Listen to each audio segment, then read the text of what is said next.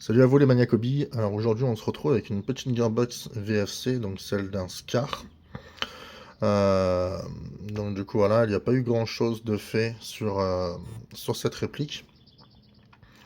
On a procédé en fait à une petite optimisation en gardant les pièces d'origine. L'engrenage après calcul est un 16-1 d'origine. Euh, 18-1 pardon. Ouais, 18-1 d'origine.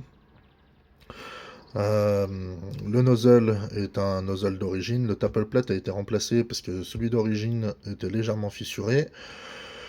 Le sector gear s'est vu recevoir un short stroke de 3 dents pour diminuer un peu la puissance et puis pour gagner un peu en réactivité tout en gardant justement euh, la gearbox d'origine, enfin le montage d'origine. Le piston a été remplacé par un piston GEP, donc d'un AR15 de chez Salient Arms, voilà.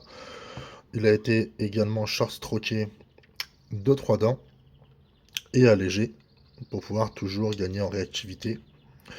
La gearbox, comme à ma grande habitude, a été polie au niveau des rails de piston et des rails du taple plate. Voilà.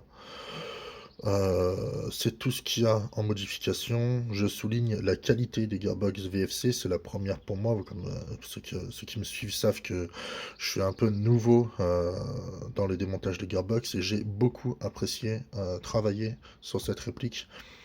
Je me permets de faire, même si ça a été fait à de nombreuses reprises, un gros point sur la qualité des engrenages avec leur système de ressort pour pouvoir justement faire un auto-calage qui est très intéressante.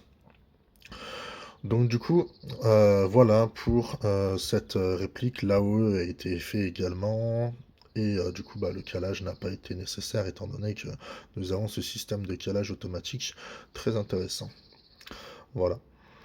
Euh, c'est à peu près tout pour cette vidéo. S'il y a le guide ressort donc d'origine qui est monté sur roulement, qui rajoute un petit plus. Voilà.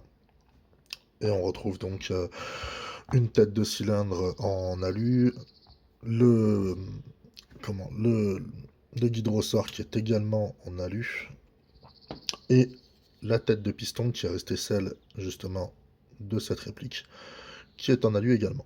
Voilà. Eh ben écoutez, à bientôt pour une nouvelle gearbox et j'espère que cette vidéo vous aura plu. N'hésitez pas à lâcher des commentaires. Au revoir.